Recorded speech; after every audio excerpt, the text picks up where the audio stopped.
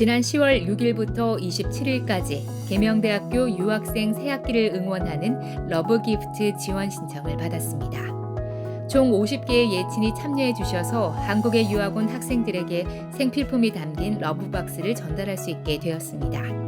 이 선물이 복음을 전하는 통로가 되길 소망합니다. 지난 10월 12일 성서국민체육센터에서 내일교회배 족구대회가 개최되었습니다. 총 12팀이 참가해 성황리에 치러졌습니다. 우리 교회는 치열한 접전 끝에 2승 4패로 대회를 마무리했습니다. 내일교회 제2회 영상 콘테스트가 막을 내렸습니다.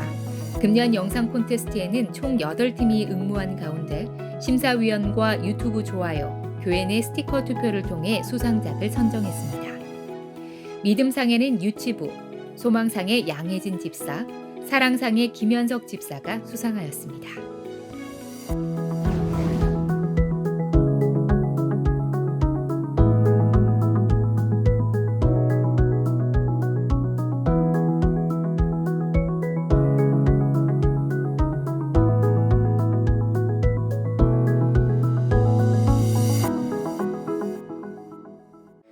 할렐루야. 11월 첫째 주 주일 3부 예배에 나오신 성도님들을 예수님의 이름으로 환영하고 축복합니다. 어느덧 10개월이나 2024년을 달려왔습니다. 너무 수고하고 애쓴 우리 형제자매들을 좀 서로 축복했으면 좋겠습니다. 너무 애쓰셨습니다. 조금만 더 힘을 냅시다. 좀 이렇게 축복할까요? 서로 축복하겠습니다. 수고 많으셨습니다. 조금만 더 힘내시기를 부탁드립니다. 하나님, 오늘 우리에게 깊은 사랑 가운데로 나아오라고 우리를 또 인도해 주시고 계신데, 그 주님께 이 사랑의 고백 올려드리며 나아가기 원합니다.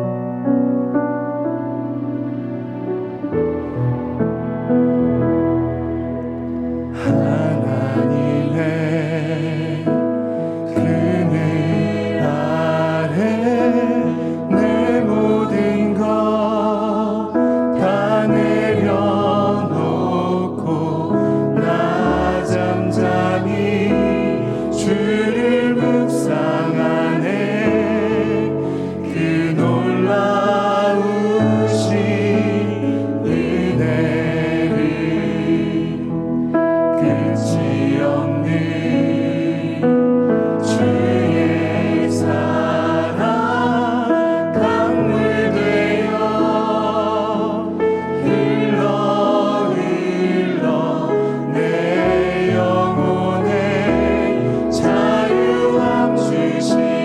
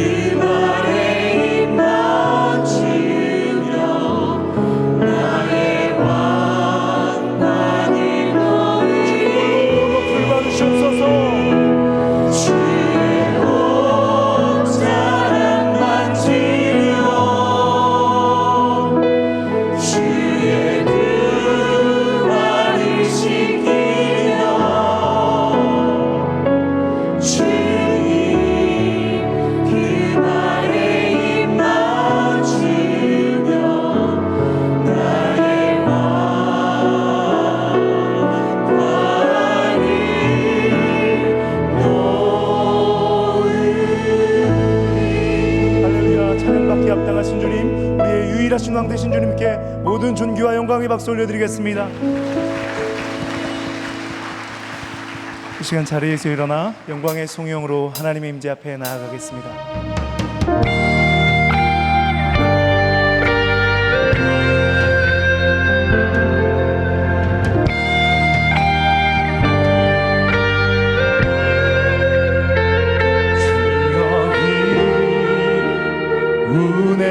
운행하시네 주 경배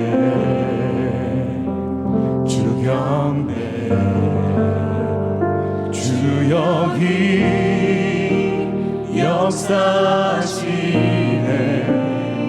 주 경배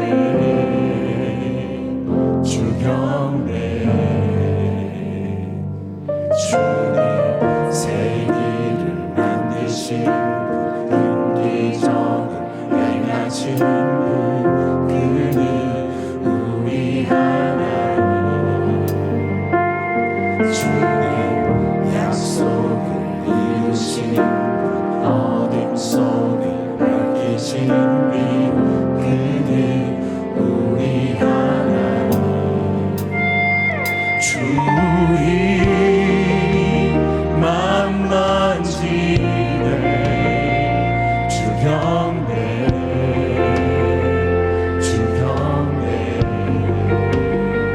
주리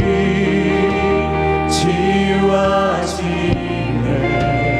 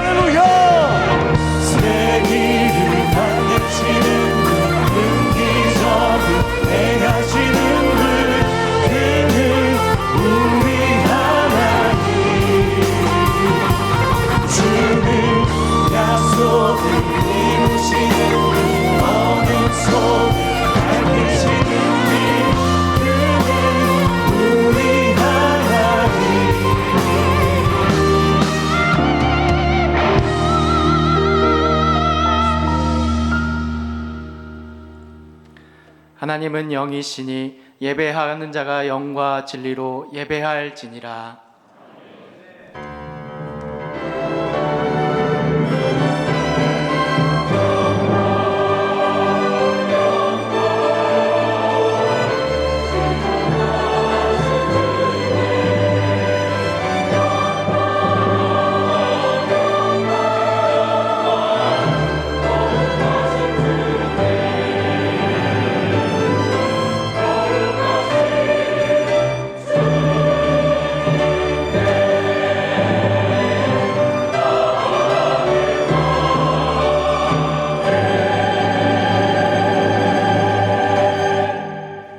전능하사 전지를 만드신 하나님 아버지를 내가 믿사오며 그 외아들 우리 주 예수 그리스도를 믿사오니 이는 성령으로 잉태하사 동정녀 마리아에게 나시고 본디오 빌라도에게 고난을 받으사 십자가에 못 박혀 죽으시고 장사한 지 사흘 만에 죽은 자 가운데서 다시 살아나시며 하늘에 오르사 전능하신 하나님 우편에 앉아 계시다가 절로서 산자와 죽은 자를 심판하러 오시리라.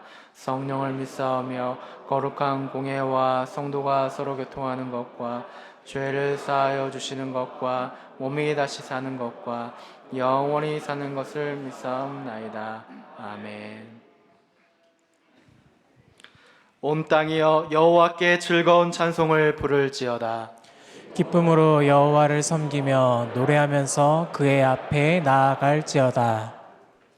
여호와가 우리 하나님이신 줄 너희는 알지어다. 그는 우리를 지으신 이요 우리는 그의 것이니 그의 백성이요 그의 기르시는 양이로다.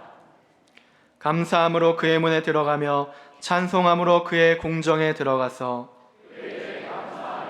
그의 이름을 송축할지어다. 여호와는 선하시니 그의 인자하심이 영원하고 그의 성실하심이 대대에 이르리로다. 아멘.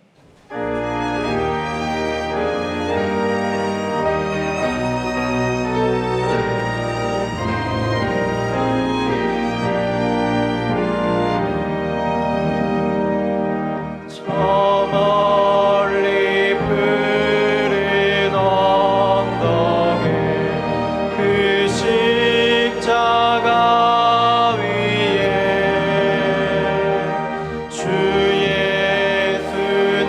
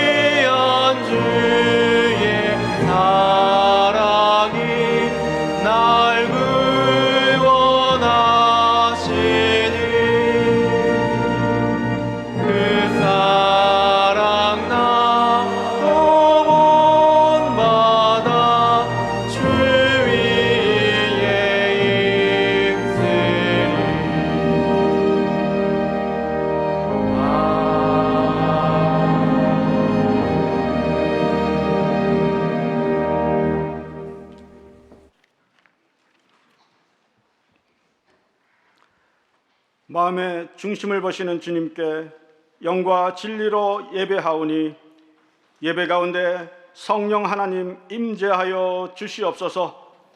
지난 한 주간 하나님보다 세상 일에 더 많은 생각과 시간을 쏟았음을 고백합니다.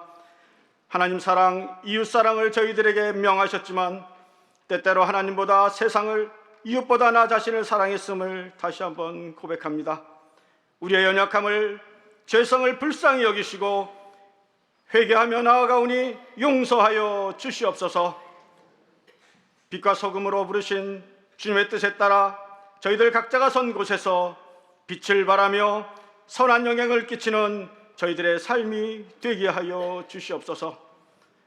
수학의 계절을 맞아 주님의 기적을 체험하는 저희들 되게 하시고 풍성한 열매를 맺음으로 은혜와 감사가 넘치는 축복을 허락하여 주시옵소서. 하나님, 우리 내교회를 붙들어 주시고 인도하여 주시옵소서. 온 세상에 주님의 십자가를 전하는 교회 되게 하시고 지역 사람들뿐만 아니라 온 세계와 열방을 향한 열정을 품고 기도하는 교회 되게 하여 주시옵소서. 다음 주부터 특별 새벽 기도회가 시작됩니다. 나보다 나를 더 잘 아시는 하나님이라는 주제로 진행되는 특세를 통해서 모든 성도들의 가정과 일터가 회복되게 하시고 품고 기도하는 태신자들이 이번 기회를 통하여 교회로 발걸음할 수 있도록 은혜를 더하여 주시옵소서. 나라와 민족을 향한 애통하는 마음을 품게 하시고 세상을 이기신 주님과 함께 강하고 담대함으로 나아가는 저희 모두가 되게 하여 주시옵소서. 이 시간 말씀을 전하실 담임 목사님 영육간의 강건함을 허락하시어 성령의 도우심으로 하나님의 말씀만이 선포되게 하시고 말씀을 통하여 저희들의 믿음이 더욱 성장하며 깨닫고 행함으로 이르는 성숙한 그리스도인이 되게 하여 주시옵소서. 예배를 돕는 삼부 찬양대의 찬양을 기뻐 흠령하여 주시고 찬양이 있는 곳에서 저희들이 두 손 들고 기쁨으로 함께 찬양하는 저희 모두가 되게 하여 주시옵소서. 하나님, 광야 같은 이 세상을 지나며 시험과 유혹이 있을지라도 어린아이와 같은 순전한 믿음으로 주님만 바라보게 하시고 현실이라는 이름으로 죄와 타협하지 않는 한 주간의 삶이 되게 하여 주시옵소서. 깨어 기도하며 말씀을 묵상하며 주의 백성답게 구별된 삶을 살아갈 수 있도록 도와 주시옵소서. 감사합니다. 이 모든 말씀 살아계신 예수님의 이름으로 기도드리옵나이다. 아멘.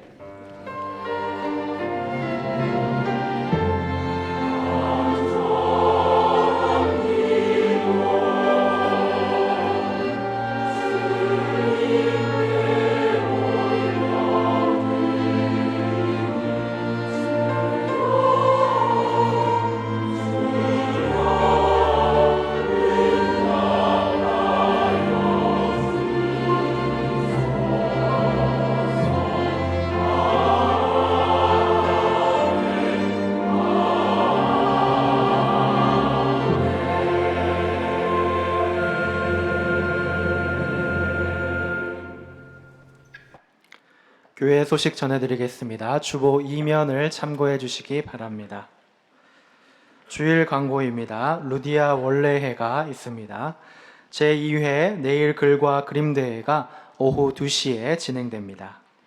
주중 광고입니다. 후반기 특별 새벽 기도회가 4일에서 15일까지 나보다 더 잘 아시는 하나님이라는 주제로 진행됩니다.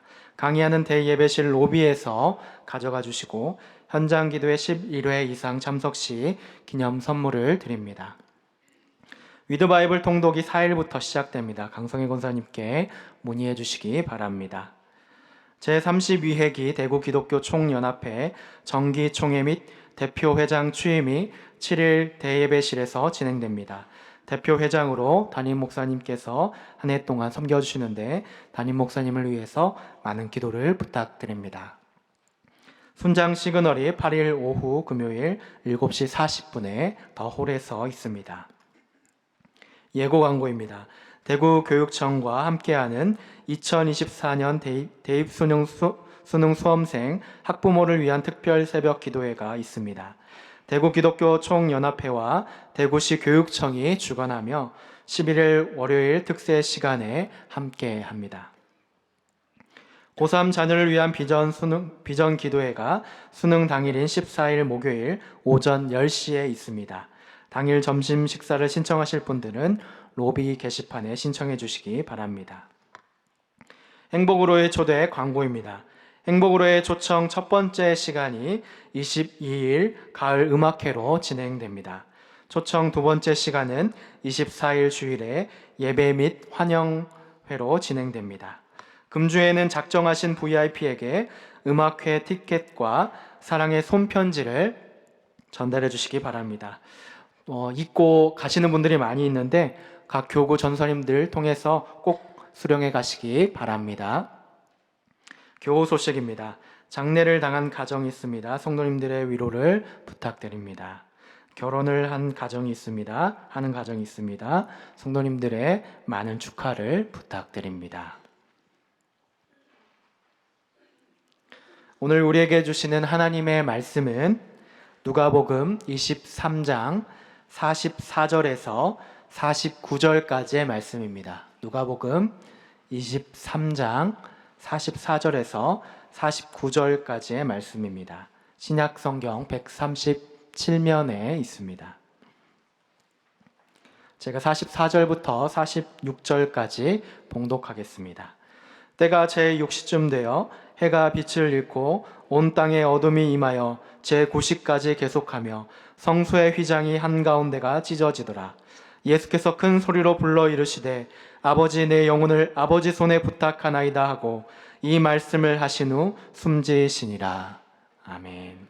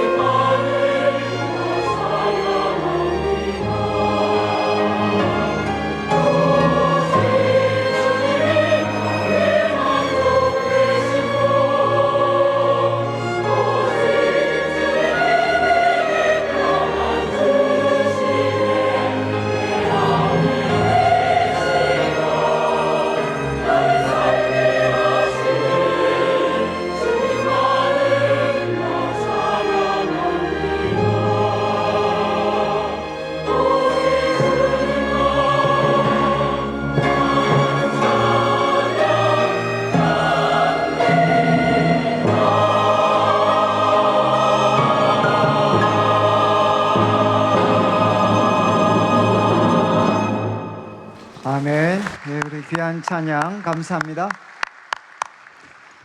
예, 우리 앞뒤 저로 한번 보시고 사랑합니다, 축복합니다 하면 인사 같이 나누도록 하겠습니다. 예. 예, 저희들이 계속 이제 누가복음을 나누고 있는데 이제 오늘은 이제 예수님께서 그 십자가에 못 박히셔서 보내셨던 이제 마지막 시간들입니다. 이제 마지막 그 시간들을 우리가 좀 같이 살펴보겠습니다. 오늘 말씀은 이제 두 부분으로 나누어지게 되는데 이제 주보 3면을 여러분들이 좀 보시면서 이제 이 마지막 3시간 동안 이제 예수님께서 십자가에 계실 때 어떤 일이 일어났는가, 그리고 예수님께서 숨을 거두신 후에 또 어떤 일이 일어났나 하는 것을 저희들이 이제 앞부분에 좀 살피고, 그리고 이제 후반부에는 우리가 십자가 사건을 한번 정리하는 예수님의 십자가 죽음이 우리에게 주는 그 교훈들이 무엇인가 하는 것을 좀 5가지로 좀 나누어서 저희들이 정리를 좀 하려고 그렇게 생각을 합니다. 이제 주보 3면을 여러분들이 보시면서 이제 44절을 한번 보시면 좋겠습니다. 44절, 이제 때가 제6시쯤 되었다. 그리고 해가 빛을 잃었고 온 땅에 어둠이 임하여 제9시까지 계속 이렇게 했다라고 기록을 합니다. 여기에 이제 시간이 등장을 합니다. 제6시 그리고 제9시라는 시간이 등장을 하는데, 이제 예수님께서 그 못 박히신 시간은 이제 마가복음에 기록이 되어 있습니다. 우리 마가복음 15장 25절을 한번 비추어 주시면은, 마가복음 15장 25절에는 또 때가 제3시가 되어 십자가에 못 박으니라 라고 기록이 되어 있죠. 그러니까 예수님께서 못 박히신 시간은 제3시입니다. 제3시.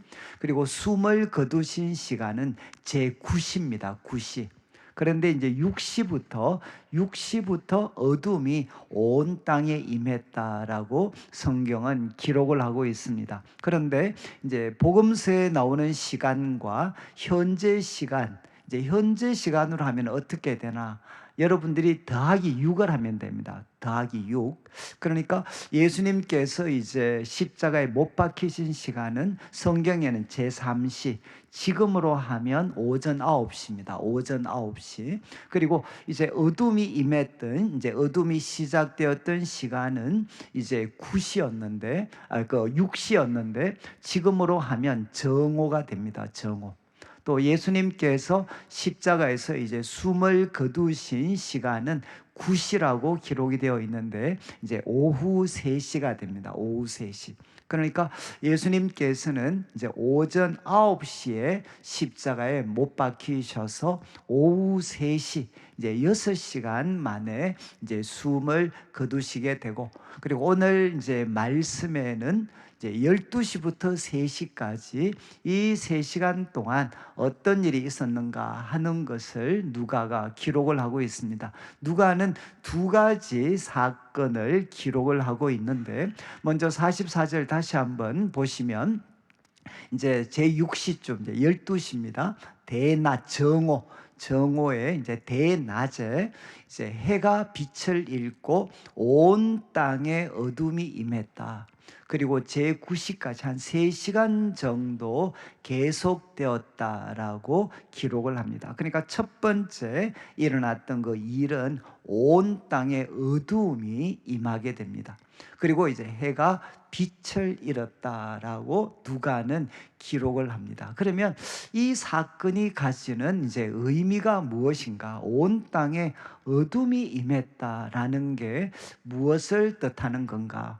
이것은 이제 우리가 선지서에, 구약 선지서의 도움을 좀 받아야 되는데, 우리 자막의 요엘서 2장 10절과 11절을 한번 보겠는데, 이 요엘서는 아마 성경에 대해서 좀 지식이 있으신 분들은 이제 메뚜기 재앙입니다. 이스라엘 역사 가운데 참 유례가 잘 없을 정도로 메뚜기 재앙이 이스라엘 땅에 주어졌습니다.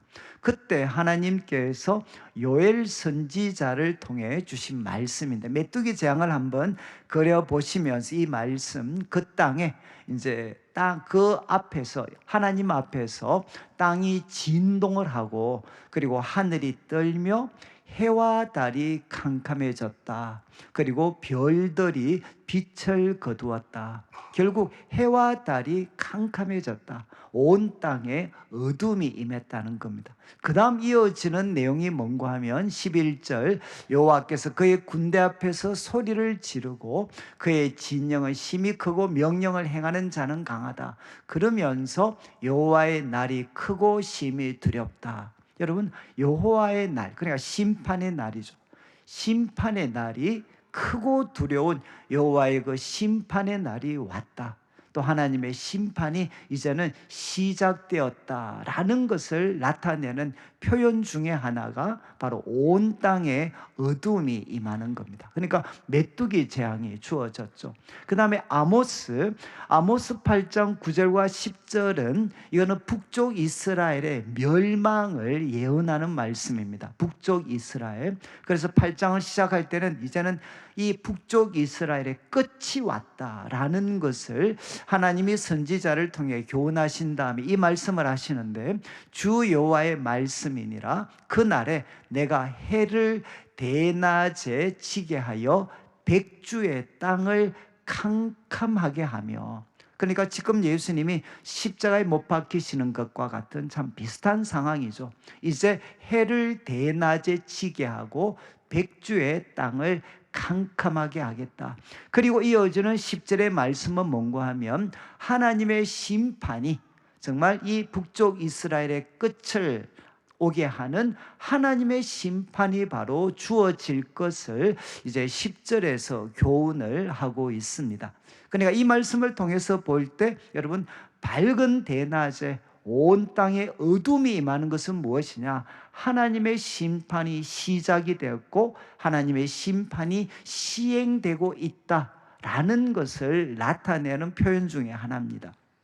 자, 그러면 여러분, 예수님께서 십자가에 못 박히시고 한 3시간 정도 지났을 때 온 땅에 어둠이 임했다. 결국 이것은 뭔가 하면 하나님의 심판이 시작이 되고 시행되어졌다는 겁니다. 그런데 우리가 구약에 있는 말씀과 비교를 했을 때, 여러분, 구약에서는 요엘서 같으면 메뚜기 재앙이 주어졌습니다. 그리고 북쪽 이스라엘 같으면 여러분, 대낮에 어둠이 임하는 하나님의 심판의 날이 오면 북쪽 이스라엘은 아수르에게 완전히 멸망을 당하게 됩니다. 그런데 오늘 말씀에 하나님의 두려운 심판을 나타내는 대낮에 온 땅에 어둠이 임했는데 아무런 일도 나타나지 않습니다. 딱 일어나는 사건은 하나죠, 하나. 그것은 뭔가 하면 예수님이 십자가에 못 박혀 계십니다. 다른 말로 하면 여러분, 온 세상 죄를 향한 하나님의 진노와 심판이 누구에게 부어지고 있느냐? 바로 세상 죄를 대신 지신 하나님의 어린 양 예수 그리스도에게 하나님의 진노와 심판이 그분에게 퍼부어지고 있는 시간입니다. 여러분, 이제 예수님께서 십자가에 못 박히셨을 때 이 일이 일어났다는 거죠. 온 땅에 어둠이 임해서 하나님의 온 세상 죄를 향한 하나님의 그 진노와 심판이 여러분, 예수님에게, 십자가에 못 박히신 예수님에게 부어졌습니다. 여러분, 이런 해석을 뒷받침할 수 있는 것은 마태복음과 마가복음에는 지금 온 땅에 어둠이 임했다라는 말씀 바로 뒤에 이어지는 구절이 있습니다. 그게 두 번째 문제인데, 마태복음 27장 46절 한번 비추어 주시면, 마태복음과 마가복음은 온 땅에 어둠이 임했다라는 말씀 다음에 이 구절이 이어집니다. 제9시쯤에 예수께서 크게 소리를 지르십니다. 그리고 엘리 엘리 라마 사박다니, 해석을 하면 나의 하나님 나의 하나님 어찌하여 나를 버리셨나이까. 여러분, 이 말씀이 가장 생생하게 나타내고 있죠. 3시간 동안 여러분, 어둠이 온 땅을 덮어서 하나님의 심판이 바로 예수 그리스도에게 부어졌을 때, 그때 그 심판을 담당하시는 예수님의 고통을 이렇게 표현하셨습니다. 나의 하나님, 나의 하나님, 어찌하여 나를 버리셨습니까? 하나님께서는 그의 아들이신 예수님을 바로 버리셨습니다. 왜? 그분은 세상 죄를 지고 가는 하나님의 어린 양이었기 때문에, 그리고 세상의 죄를 향한 하나님의 진노와 그 심판을 우리 주님 하나님께서는 예수님에게 모든 것을 바로 쏟아 부으셨습니다. 바로 이 일이 십자가에서 바로 일어났다는 거죠. 온 땅에 어둠이 임하고 하나님의 불과 같은 심판이 예수님에게 부어졌습니다. 자, 그러면 두 번째 일어난 사건은 무엇이 되는가? 45절을 보시면 이 45절에서 일어난 사건은 마태 그리고 마가복음 다 기록을 하고 있는데, 여러분들이 성경을 좀 자세히 읽어보시면 순서가 조금 다릅니다. 마태복음, 마가복음은 예수님께서 숨을 거두신 후에 이 사건이 일어난 것으로 기록을 하고, 누가복음은 예수님이 숨지시기 전에 이 사건이 일어난 것으로 기록을 합니다. 그런데 뜻은 똑같습니다. 바로 세상 죄를 향한 하나님의 심판이 예수님에게 부어졌을 때 그 결과로 일어난 사건이기 때문에 숨을 거두시기 전이든 후든 사실은 같은 내용이죠. 무슨 일이 일어났느냐? 성소의 휘장이 한가운데가 찢어졌다. 이것은 뭔가 하면, 여기 휘장은 뭔가 하면 성전에서 가장 깊은 곳에 있는 부분이 하나님의 임재가 있는 지성소입니다. 지성소. 그리고 지성소와 성소를 구분하는 게 여기 바로 휘장입니다. 휘장. 그런데 이 휘장 아닌 지성소에는 누구만 들어갈 수 있었느냐? 대제사장 한 사람, 대제사장만이, 그리고 1년에 단 한 번 대속죄일에 단 한 번 들어갈 수 있는 곳입니다. 그래서 이 휘장이 나타내는 것은 무엇이냐? 여러분, 바로 죄인이 하나님께 직접 나아갈 수 있는 길이 바로 막혀져 있다라는 것을 단적으로 나타내는 것이 성소의 휘장입니다. 그런데 예수님께서 세상 죄를 대신 지시고 하나님의 진노와 심판을 다 감당하셨을 때 일어난 일이 무엇이냐?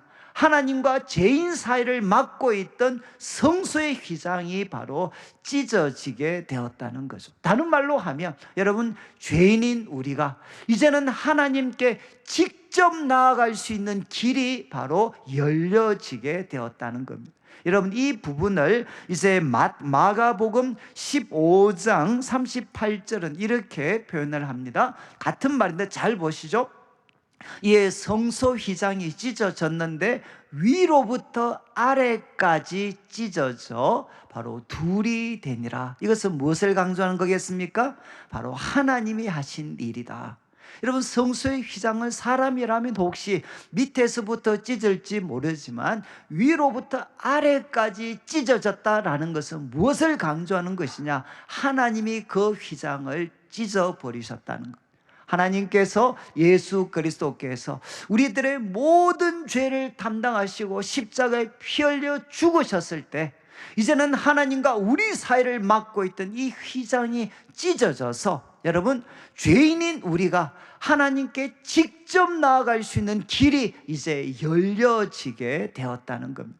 여러분, 이 사건을 히브리서 10장 19절과 20절은 이렇게 표현을 합니다. 잘 보시면, 그러므로 형제들아, 우리가 예수의 피를 힘입어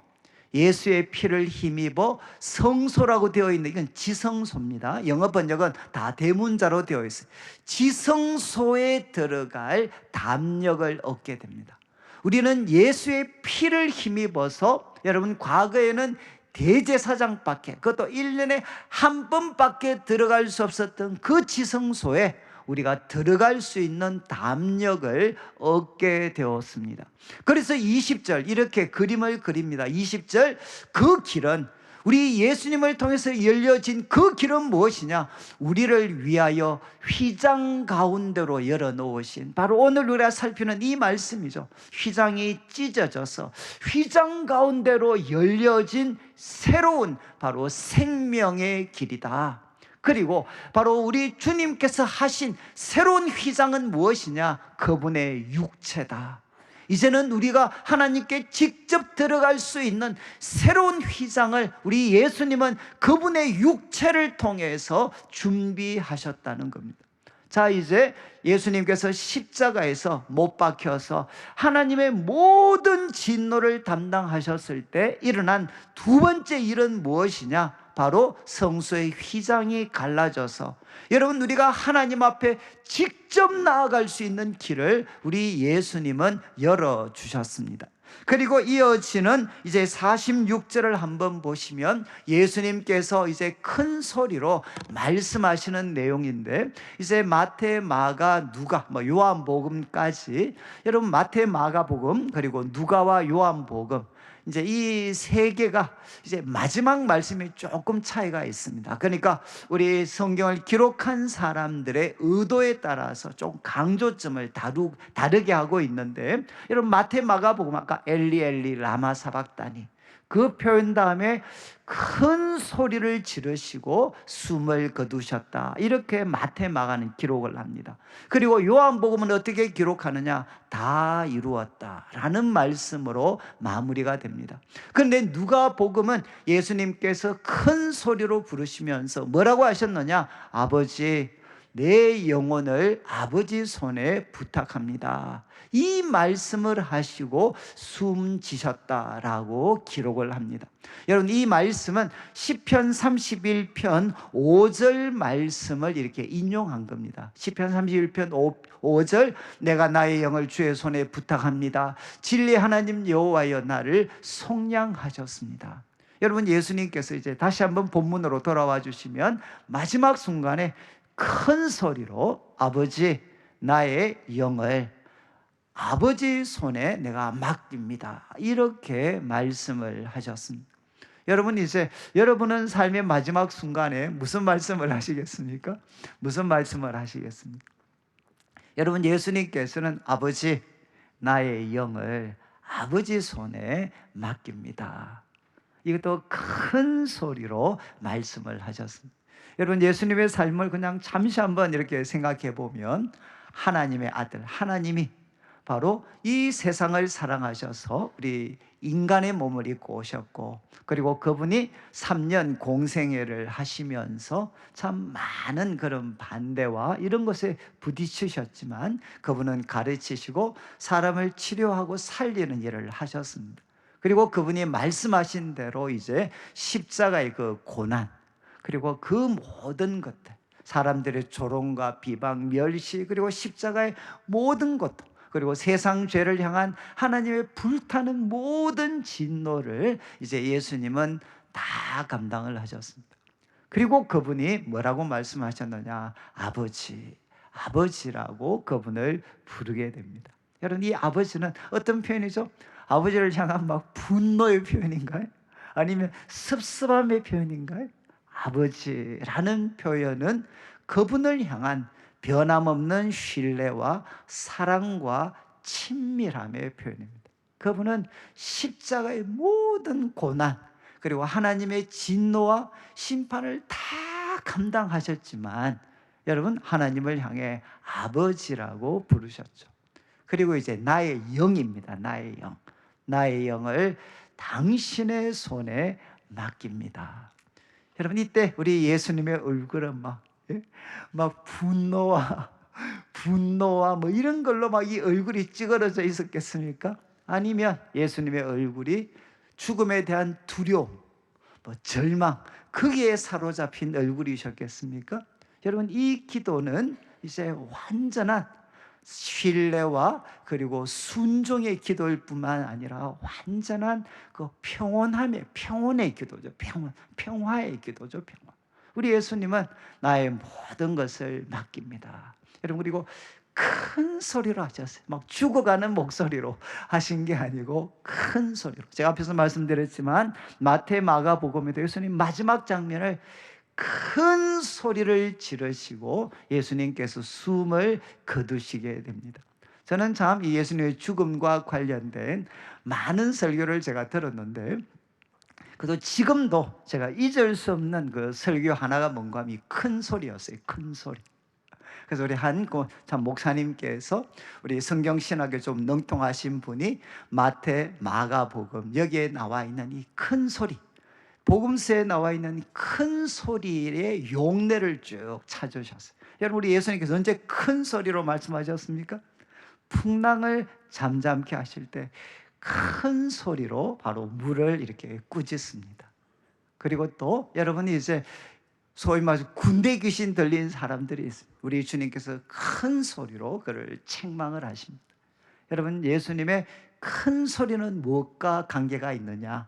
질병이나 그리고 사단의 권세, 귀신들을 향해 주님이 바로 책망하시고 그들을 제압하시는 데 사용하는 표현이 뭔가 하면 큰 소리로 말씀하는 거예요.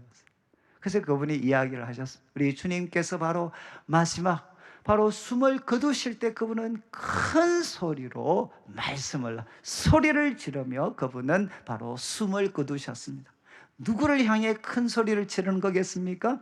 죽음의 권세를 향해서, 그리고 사단의 권세를 향해서, 그리고 죄의 그 권세를 향해서 우리 주님께서 큰 소리를 지르시고 그들을 책망하시고 제압하시면서 그분은 죽음의 세계 속으로 우리 예수님께서는 들어가셨습니다. 그리고 그분이 말씀하셨죠. 바로 아버지, 나의 영을 아버지 손에 맡깁니다. 그리고 나중에 이 고백을 누가 이제 본받아서 사용하나? 스데반이 바로 그 핍박 가운데서 숨을 거둘 때 주 예수여 나의 영을 주께 맡깁니다. 이렇게 고백을 합니다. 저는 참 오늘 아침에 제가 이 말씀 좀 묵상하다가 이 큰 소리로 아버지 바로 당신 손에 내 영을 맡깁니다. 여러분, 이것은 두려움, 공포, 패배자의 소리가 아니라 여러분 바로 승리하시고 주님을 전적으로 사랑하고 신뢰하시고 그분이 맡기신 거라면 십자가까지 감당하신 분이 주님을 향해 그리고 이 죄와 사망의 권세를 향해 바로 하신 큰 소리의 말씀이죠. 그래서 제가 오늘 아침에 좀 실습을 좀 했습니다. 실습. 제가 오늘 아침에 하도 이제 오늘 설교를 하는데 좀 마음이 좀 부담이 많았던 게, 여러분 오늘 이제 나가실 때 그 특별 새벽 기도에 이제 강의안을 받으실 텐데, 제가 항상 마음에 할 때마다 다짐하는 게 강의안은 요번으로 끝이다. 이제 내가 다시는 내가 이거 안 한다. 제가 지난 한 2주 동안 여러분 제가 좀 과장하면 설교를 15편을 준비를 했습니다. 한번 여러분 한 설교 한 15편 해보시면 아, 이래서 사람이 미칠 수도 있구나. 15편 정도 준비하고 그 다음에 제가 이번 목요일 날 또 대구기독교 총연합회 제가 대표회장이 됩니다. 이것도 뭐 축한다 그러는데 축할 게 아니죠. 죽을 맛이면서 죽을 맛. 내가 이걸 또 왜 하나, 내가 왜. 그러면서 이제 이 지난 한 주간 동안 마음이 정말 착잡했어요. 그리고 오늘 또 설교, 또 이 와중에 예수님 죽으시니까 이거는 또 이거를 도대체 또 어떻게 설교를 해야 하나. 제가 참 그 마음이 착잡했습니다. 그런데 이제 이 말씀 보면서 흉내낸 게 이제 새벽에 혼자니까 제가 큰 소리로 주님, 오늘 설교를 바로 주님 손에 맡깁니다. 그리고 또 이제 우리 대교 총도 그렇고, 그다음 내일부터 시작되는 특별 새벽기도, 아버지 바로 이 특세를 주님의 손에 맡깁니다. 이 작은 소리로 하면 안 될 것 같아요. 큰 소리로 바로 주님께 맡깁니다. 그리고 오늘 또 제가 교회 왔을 때 좀 다급한 소식이어서 여러분들도 기억하시고 기도 좀 해주시면 좋겠는데, 요즘 이제 좀 결혼이 늦어지고 또 아이를 참 이렇게 힘겹게 가지는 가정이 많습니다. 그래서 참 힘겹게 이번에 아이를 가지고 지난주에 제왕절개 수술을 했는데 지금 애가 이렇게 호흡이 잘 안 돼요. 이제 지금 폐가 이렇게 쪼그라들어 가지고 호흡이 안 돼서 의사는 아주 이렇게 부정적인 이야기를 하고, 그래서 우리 그 가족들이 지금 정말 이렇게 좀 다급하게 저희들한테 기도를 요청을 했습니다. 그래서 참 또 그 소식을 들으니까 하나님, 바로 이 아이에게 우리 코에 생기를 불어넣으신 분이 바로 하나님이신데, 바로 이 아이에게 다시 한번 하나님의 생기를 불어넣어 주시고 바로 이 아이의 생명을 참 주님께 맡깁니다. 여러분, 저는 우리 성도님들의 삶이 저도 참 돌아보니까 우리가 드릴 수 있는 최고의 기도 중에 하나가 저는 이건 것 같아요. 아버지, 바로 나의 영을 주님께 맡깁니다. 아버지, 우리 아이들 지금 수능, 취업 얼마나 복잡합니까? 하나님, 우리 아이 주님의 손에 맡깁니다. 그리고 참 사업장도 뭐 다 어려우신 하나님, 저의 사업장을 바로 주님 손에 맡깁니다. 또 우리 건강으로 힘들어하시는 분들이 뭐 정말 많습니다. 지금 이 시간에도 또 뭐 이렇게 방송으로 듣고 계시는, 병원에서 듣고 계시는 분들도 정말 많으시거든요. 아버지, 우리 성도님들의 그 건강을 바로 주님의 손에 맡깁니다. 여러분, 우리 예수님께서는 이렇게 하나님을 향해 친밀함과 복종의 기도, 그리고 평온함의 기도를 드리시고 그분은 숨을 거두셨습니다. 그때 이어지는 이제 47절 말씀을 보시면 백부장이죠. 이 백부장은 누구냐? 예수님의 사형 집행을 어떻게 보면 총괄했던 사람입니다. 아마 이방인이었겠죠. 이방인이었던 백부장이 그 된 일을 보고 어떻게 했나? 하나님께 영광을 돌렸다.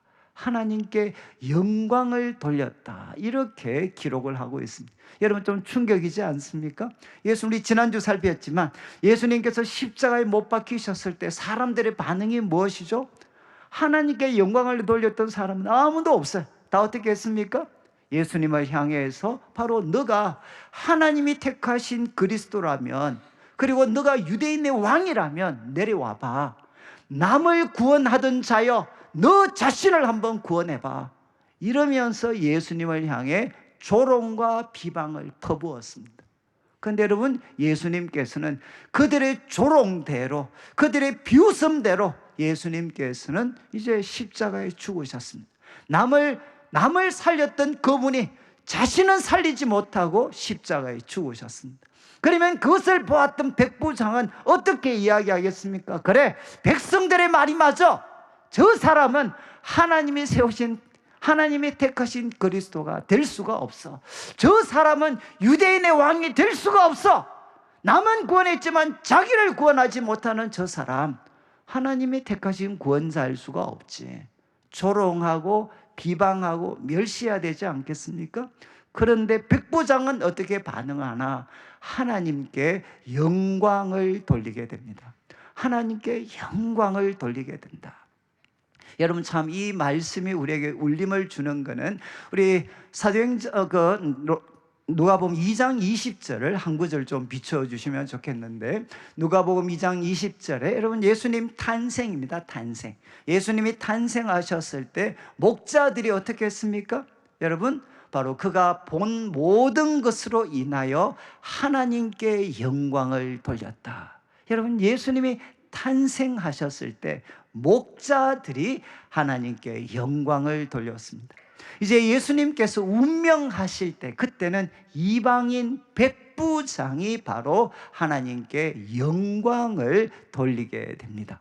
그리고 그가 무엇이라고 이야기를 했느냐? 47절 후반부에 이렇게 이야기합니다. 이 사람은 바로 정령 의인이었다. 이 사람은 정령 의인이었다. 이렇게 그 백부장이 이야기합니다. 아마 성경을 조금 열심히 보신 분은 좀 혼란스러운 분도 계실 것 같아요. 왜냐하면 마태복음과 마가복음은 백부장이 어떤 이야기를 했나? 이 사람은 정령 하나님의 아들이었다.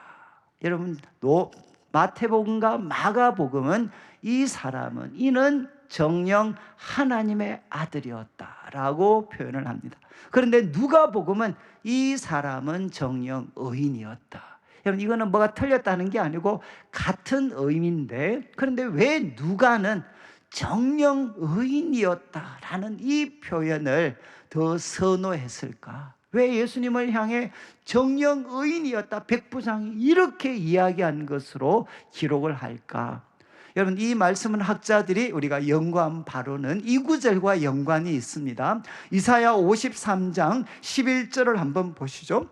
이사야 53장은 예수님의 탄생, 예수님의 십자가 고난을 가장 생생하게, 마치 앞에서 지켜보는 것처럼 예언한 말씀이 이사야 53장입니다.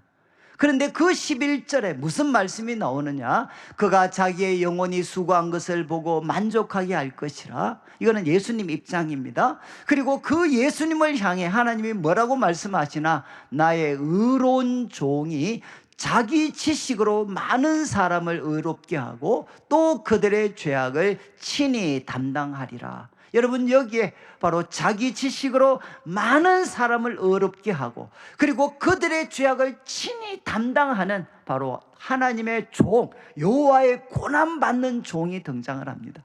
그런데 그를 누구라고 표현을 하죠? 나의 의로운 종. 나의 의로운 종이 바로 자기 지식으로 많은 사람들 의롭게 하고 그들의 죄악을 친히 담당할 것이다. 여러분, 이 예언의 말씀을 이제 우리 하나님께서 성취하셨다는 겁니다. 그래서 예수님의 죽음을 목격했던 이방인의 입에서 무슨 이야기가 나왔느냐? 진실로 이 사람은 의인이었다. 여러분, 선지자 이사야를 통해 말씀하셨던 이 땅 가운데 우리들의 죄를 담당하고 이 땅 가운데 하나님의 참된 구원을 가져올 그 주님의 의로운 종이 바로 이분이다 라는 것을 백부장의 입을 통해 하나님은 말씀하게 하셨습니다. 여러분, 우리 예수님은 누구시죠? 하나님께서 이사야 선지자를 통해 약속하신 우리를 죄에서 새로운 출애굽을 가져다 주실 바로 주님의 의로운 종이 바로 예수님이시다. 이렇게 성경은 기록을 하고 있습니다. 좀 지금까지 말씀을 정리하면 4가지 말씀을 드렸는데, 하나는 십자가상에서 일어났던 일 2가지를 살폈습니다. 하나는 그분이 온 땅에 어둠이 임해서 하나님의 세상 죄를 향한 하나님의 모든 심판을 바로 십자가에 못 박히신 예수님에게 하나님은 쏟아부으셨습니다. 그리고 우리 예수님께서는 나의 하나님, 나의 하나님, 어찌하여 나를 버리셨습니까? 이렇게 부르짖었습니다. 그리고 2번째, 바로 주님이 이를 감당하셨기 때문에 성소의 휘장이 위로부터 아래로 찢어지게 되었습니다. 예수님의 공로 때문에 우리가 하나님께 직접 나아갈 수 있는 길이 이제 열려지게 되었습니다. 그리고 우리 예수님은 삶을 어떻게 마무리하셨는가? 큰 소리로, 패배자가 아니라, 두려움에 사로잡힌 자가 아니라 큰 소리로, 아버지, 바로 당신의 손에 내 영을 맡깁니다. 끝까지 하나님 신뢰하고 복종하고 평온함으로 그 삶을 이제 마무리를 하셨습니다. 그리고 이 장면을 목격했던 백부장은 외쳤습니다.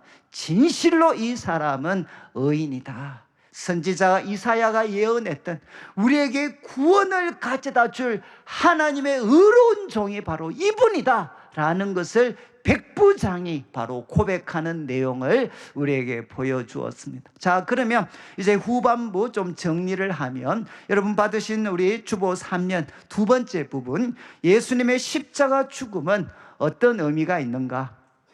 우리 이전 그 301 교재 때 조금 정리했던 내용을 제가 한두 가지 좀 더 포함을 시켰습니다. 예수님의 십자가 죽음은 어떤 의미가 있나? 첫 번째, 아들로서. 여러분, 아들이신 예수님 편에서 십자가 사건은 무엇이죠? 하나님께 대한 완전한 순종입니다. 순종. 아들 입장에서는 하나님께 대한 완전한 순종. 그래서 우리 자막에 22장 42절 예수님의 유명한 기도죠. 아버지, 나의 원대로 마시고 아버지의 원대로 되기를 원합니다.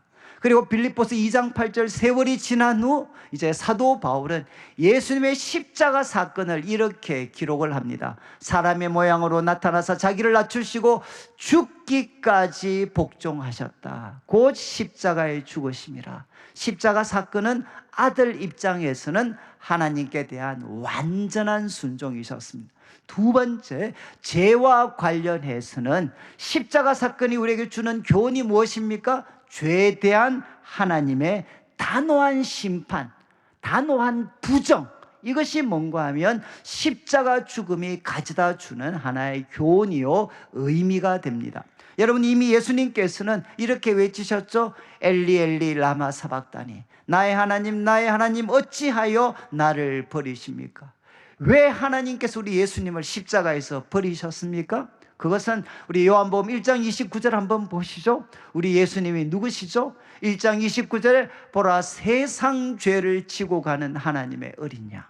여러분, 하나님이 가장 사랑하신 독생자라 할지라도 그가 세상 죄를 지고 가는 하나님의 어린 양 자리에 서 있을 때 하나님은 그에게 불타는 진노를 퍼부으셨습니다.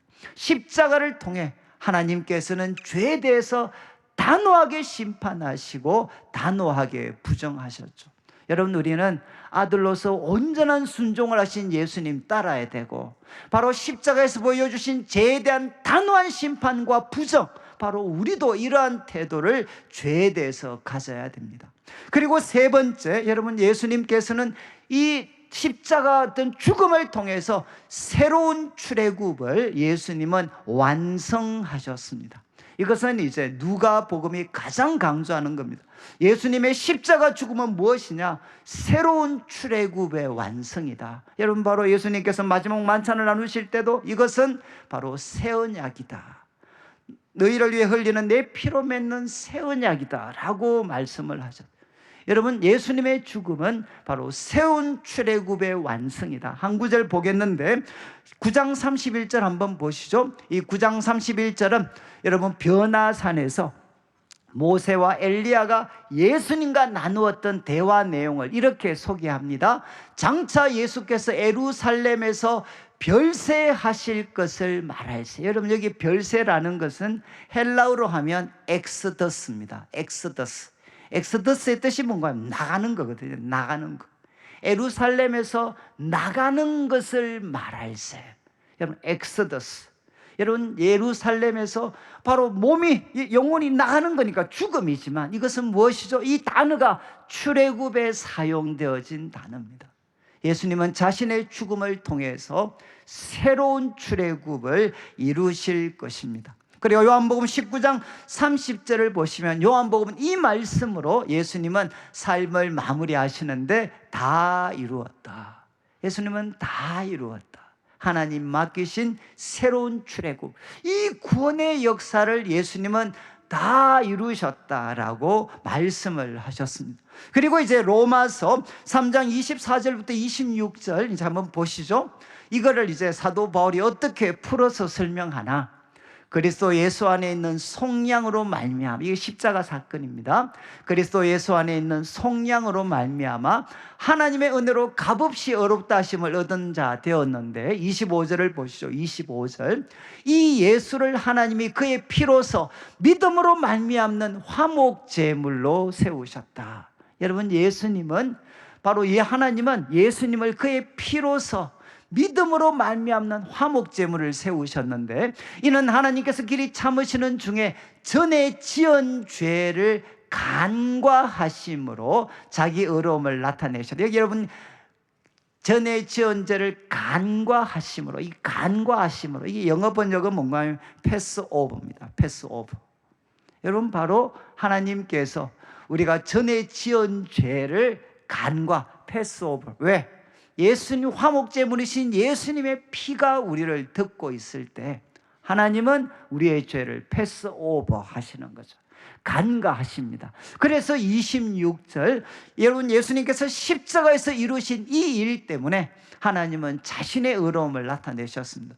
죄에 대한 단호한 부정을 예수님의 십자가를 통해 나타내셨습니다. 그래서 하나님은 자신의 의로움을 나타내셨을 뿐만 아니라 이제 예수 믿는 자들, 화목제물이신 예수님의 피 아래에 있는 사람들도 이제는 의롭다 하려 하십니다.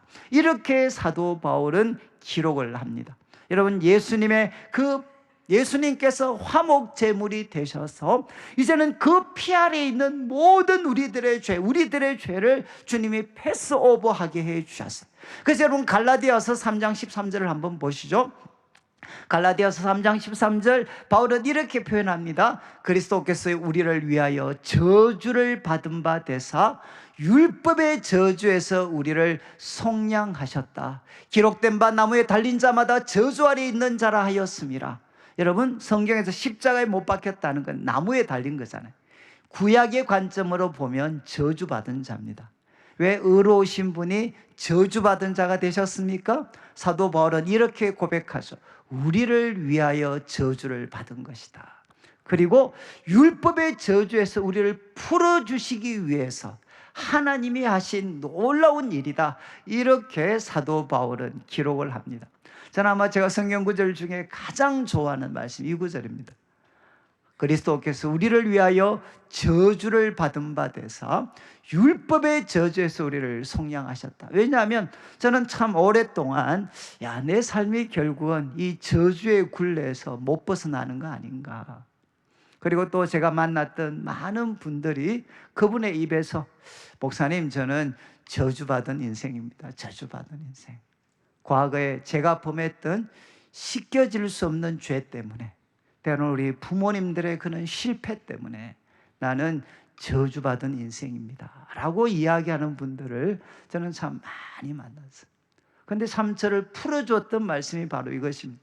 그리스도께서 우리를 위하여 저주를 받은 바 되사 율법의 저주에서 우리를 속량해 주셨습니다. 여러분, 이제 예수님 아래 있을 때 어떻게 되느냐? 바로 저주가 패스오버, 우리를 지나가는 역사가 나타나게 됩니다. 저는 제가 한번 소개했지만 한 여자분 만났을 때 남편이 워낙 술을 마시고 난리를 치니까 이 여자분이 견딜 수가 없었어요. 그래서 이제 교회에 도망오다시피 와서 제가 그 집에 신방 갔을 때 그분의 첫 마디가 뭐였는가? 목사님, 예수 믿으면 팔자가 바뀝니까? 이게 저한테 던졌던 질문이었어요. 목사님, 예수 믿으면 팔자가 바뀝니까? 그때 제가 그분에게 드렸던 말씀이 예수 믿으면 팔자가 바뀝니다. 어떻게 바뀝니까? 라고 할 때 저주받을 팔자가 살팔자로 바뀝니다. 여러분, 바로 이제 이 말씀이죠. 우리 예수님이 우리가 받아야 될 모든 저주를 다 받으셨습니다. 그래서 율법의 저주에서 우리를 풀어주셨죠. 새로운 출애굽의 완성은 무엇이냐? 죄와 그리고 죽음과 사단의 권세에서 우리를 풀어주셔서 하나님은 우리를 어디에 두셨느냐? 의와 생명과 하나님의 권세로 우리를 옮겨주셨습니다. 이 새로운 출애굽이 예수님의 십자가를 통해 이루어지게 되었다는 겁니다. 그래서 네 번째, 이 십자가 사건은 무엇이냐? 이제 하나님 사랑의 최고 확정인데, 우리 로마서 5장 8절 한번 보시죠. 워낙 유명한 구절인데, 로마서 5장 8절, 우리가 아직 죄인 되었을 때 그리스도께서 우리를 위하여 죽으심으로 하나님께서 우리에게 대한 자기 사랑을 확정하셨다. 이거 꼭 이렇게 외우셔야 돼요. 제가 이렇게 말씀을 드리는데 또 저한테 하나님이 저를 사랑하시는 거 제가 모르겠습니다 라고 하시는 분들은 제가 좀 과하게 표현하면 맞아야 돼. 이 구절을 딱 보시면 여러분, 하나님 사랑의 최고 확정은 여러분의 인생이 여러분이 원하는 대로 풀리는 거 그거 아닙니다. 여러분, 주님의 십자가가 무엇이냐? 하나님이 얼마나 나를 사랑하시는가에 대한 최고 확정입니다. 그리고 요한일서 4장 10절도 한번 보시죠. 사랑은 여기 있습니다. 우리가 하나님을 사랑한 것이 아니요 하나님이 우리를 사랑하셔서 우리 죄를 속하기 위하여 화목제물로 그 아들을 보내셨습니다. 여러분, 하나님 사랑의 최고 확정은 무엇이냐? 바로 주님의 십자가입니다. 십자가. 나를 향한 주님의 사랑이 의심이 될 때마다 우리는 어디로 달려가야 되느냐? 바로 주님의 십자가 앞으로 달려가야 됩니다. 그리고 마지막 질문, 여러분, 예수님 십자가의 죽음으로 말미암아 믿는 우리들에게 어떤 일이 주어졌나? 여러분, 로마서 5장 1절을 한번 보시죠. 5장 1절, 그러므로 믿음으로 의롭다 하심을 받았기 때문에 우리 주 예수 그리스도로 말미암아 하나님과 화평을 누리자. 이 화평은 평화입니다. 누리자로 번역하기보다는 누린다로 번역하는 게 조금 더 정확합니다. 하나님과 평화를 우리는 누리고 있습니다. 무엇을? 예수 그리스도를 믿음으로 말미암아 이제 우리는 하나님과 사랑의 교제를 나누게 됩니다. 근데 이 사랑의 교제의 가장 큰 특징이 무엇이냐? 아무도 끊지를 못합니다. 여러분, 이 하나님과 사랑의 교제에서 이것을 우리를 끊어낼 수 있는 사람이 아무도 없습니다. 여러분, 로마서 8장 38절 39절 한번 보시죠. 여러분, 내가 확신하는데 사망이나 생명이나 천사, 권세, 현재일, 장래일, 능력, 그리고 39절 높음이나 깊음이나 다른 어떤 피조물도 우리를 우리 주 그리스도 예수 안에 있는 하나님의 사랑에서 끊을 수가 없습니다. 여러분, 우리는 누군가 하면 예수님께서 십자가의 죽음으로 값주고 산 사람들입니다. 하나님은 우리를 예수님의 생명을 걸고 우리를 사셨기 때문에 주님은 절대로 우리를 놓지 않습니다. 이 사랑의 관계 속에 있는 우리를 누구도 끊을 수가 없습니다. 제가 여러 번 소개했던 이 그림만 한번 하고 마치겠는데, 여러분, 믿음은 무엇이냐? 하나님의 손, 그리고 이것은 인간, 나의 손입니다. 하나님의 손을 이렇게 내밀었을 때 여러분이 하나님의 손을 붙잡으시면 이때 믿음이 형성이 됩니다. 하나님과 사랑의 교제가 형성이 됩니다. 그런데 여러분, 하나님과 우리와의 관계를 이렇게 이해를 하면 어떻게 되죠? 이는 끊어질 수 있습니다. 내가 손을 놔버리면 하나님과 저와의 사랑의 관계는 끊어져 버립니다. 많은 분들이 이런 두려움을 갖고 있죠. 내가 믿음 생활 열심히 하지 않으면 이 관계는 끊어져 버릴 거다. 저도 오랫동안 이 두려움에 갇혀 있었어요. 그런데 하나님이 저에게 참 자유함을 주셨던 그 사람, 제가 정말 존경하는 목사님이 오셔서, 야, 하나님과 우리와의 관계는 이게 아니야. 그러면서 이분이 이렇게 설명하셨습니다. 하나님의 손, 그리고 나의 손. 내가 하나님의 손을 붙잡으려고 할 때 하나님은 재밌게도 장난을 치셔서 우리들이 손을 잡으려고 할 때 주님은 바나나킥, 그래서 우리의 손목을 딱 잡으셨어요. 이게 하나님과 우리와의 관계다. 이러면 어떻게 되죠? 여러분이 아무리 손을 놔도 하나님이 여러분의 손목을 잡고 계세요. 그리고 가끔 뭐 하십니까? 흔들어 주시면, 이게 고난입니다. 한 번씩 흔들어 주시면 여러분이 놀라가지고 얼뜻결을 붙잡아요. 이게 관계가 회복이 되는 겁니다. 여러분, 하나님이 여러분을 붙잡고 있는 이 손은 절대로 놓지 않습니다. 저는 제가 이 말씀 깨닫고 나서 제 인생 미래에 대해서 저는 확신하게 됐어요. 내 인생은 어떤 인생인가? 하나님께 붙잡힌 인생, 하나님이 절대로 놓지 않는 인생. 그래서 하나님은 그분의 사랑을 통해서 부족한 나도 어떻게 만들 것이냐? 거룩하고 영광스럽고 복되게 할 것이다. 여러분, 바로 이것이 여러분이 바로 서 있는 자리죠. 한번 여러분도 옆에 있는 분들에게 한번 이렇게 말씀만 하시죠. 하나님께 붙잡힌 인생입니다. 한번 그렇게 한번 이야기 한번 해주시죠. 예. 뭐 별로 안 좋아하시는데 한 번 더 안 좋아하는 말씀을 하겠습니다. 제가 이렇게 한번 또 이야기하시죠. 붙잡힌 인생 내일 새벽에 봅시다. 한번 해보시죠. 어차피 붙잡힌 인생인데 여러분 그냥 까불지 말고 그냥 같이 나와서 팔자르니 하면서 또 이제 말씀 듣고 기도하고, 그래서 하나님이 주시는 거룩함, 그리고 우리를 영광스럽게 하고 우리를 복되게 하는 이 은혜를 함께 누리셔야 됩니다. 오늘 말씀 마치면서 여러분, 십자가 사건은 예수님이 죽기까지 순종하셨고 죄에 대해서 단호하게 부정하셨고 개인의 구원이 아니라 새로운 출애굽을 완성하셨습니다. 그리고 하나님의 사랑의 최고 확정이고, 그리고 여러분, 우리는 이 예수님 믿음으로 말미암아 누구도 끊을 수 없는 사랑의 관계를 하나님과 함께 맺게 됐습니다. 여러분, 미래를 기대하셔야 돼요. 하나님은 이 사랑의 관계 속에서 여러분을 거룩하고 영광스럽고 복되게 하실 겁니다. 함께 우리 찬양을 드리겠는데, 우리 찬송가 150장 1절과 3절 4절 같이 한번 찬양 드리겠습니다.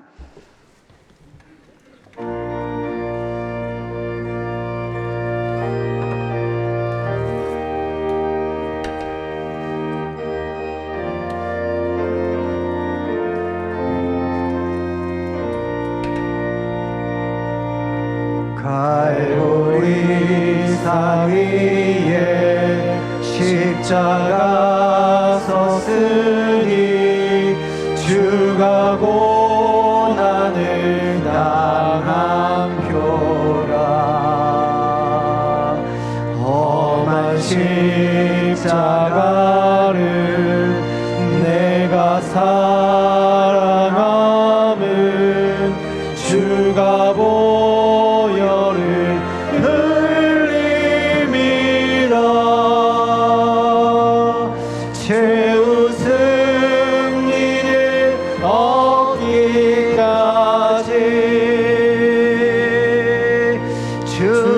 십자가 사랑하리.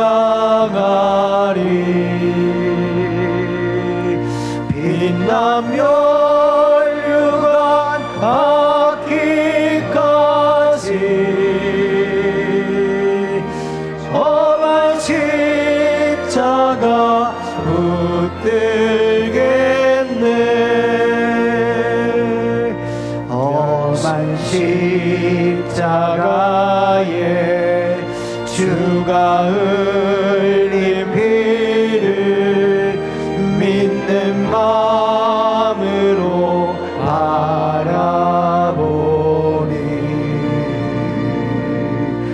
나를 용서하고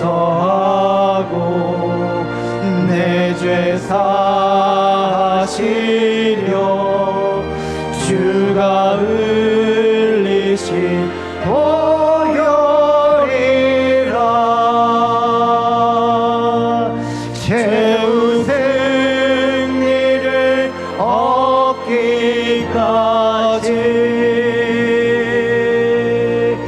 주의 십자가 사랑하리.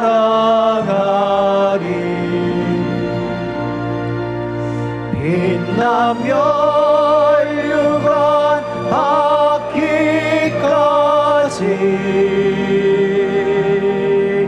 험한 십자가 붙들겠네.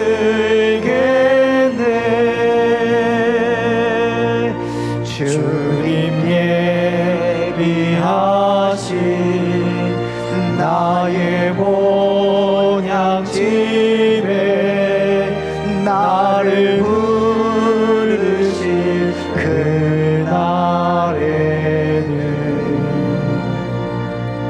이 영광 중에 계신 우리 주와 함께 내가 죽도록 충성하리.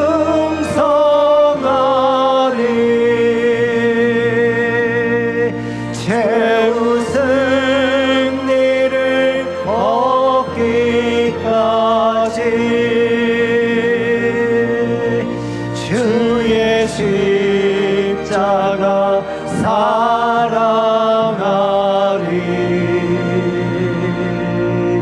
빛나며 멸류관 받기까지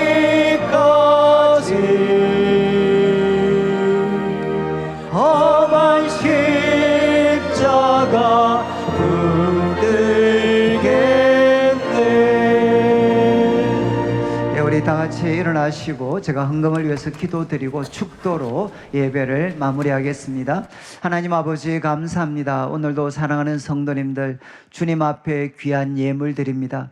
이 물질 속에 담겨져 있는 우리 성도님들의 눈물과 기도와 땀, 믿음과 사랑의 고백을 연락하시고 먼저 주의 나라와 의를 구하는 주의 백성들에게 약속하신 대로 모든 것을 더하여 주옵소서. 하나님, 내일부터 특별 새벽기도회가 시작이 됩니다.